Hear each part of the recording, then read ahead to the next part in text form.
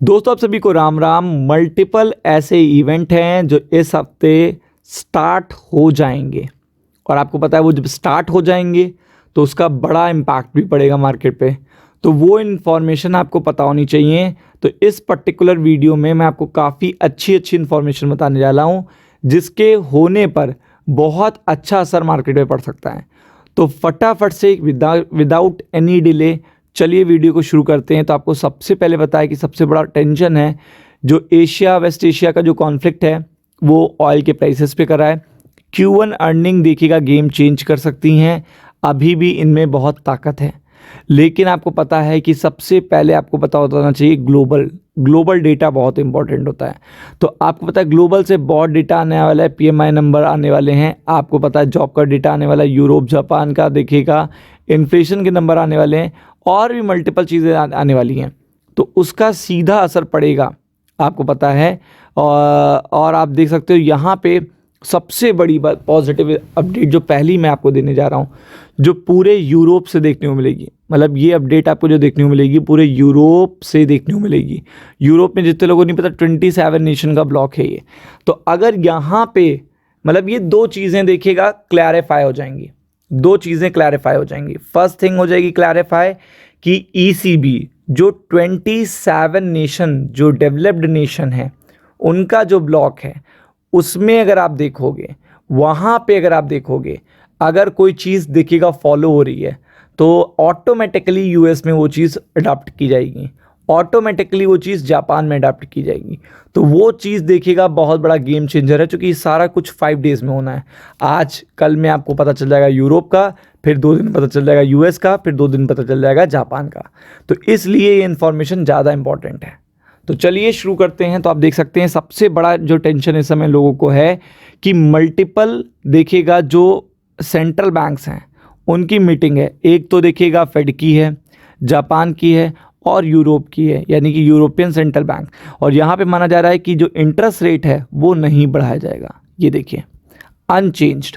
और अगर ये चीज़ होती है तो ये चीज़ ऑटोमेटिकली अगर आप देखेंगे ऑटोमेटिकली देखिएगा US फॉलो करेगा और फिर जापान भी फॉलो करेगा। तो आप ये समझ लो कि ये जो मल्टीपल गुड न्यूज़ आएंगी ये मार्केट में गेम चेंज कर देंगी। बस आपको डेट पता होनी चाहिए। तो इस वीडियो में सब कुछ डिस्कस करने वाले हैं। आपको क्लैरिटी होनी चाहिए कि इवेंट्स कौन से होने वाले हैं। और मैंने आपको बड़ा इवेंट बता दिया कि अगर रेट हाइक नहीं हो रहा है तो मार्केट इस पर बहुत बड़ा रिस्पॉन्स देगा। तो आप देख सकते हैं यहाँ पे सबसे पहले हम लोग यहाँ पे आ चुके हैं। तो सबसे पहले ये अपडेट तो आप भूलिएगा ही नहीं, ये अपडेट तो आनी है। इस पर पोल्स आना कल से शुरू हो जाएंगे।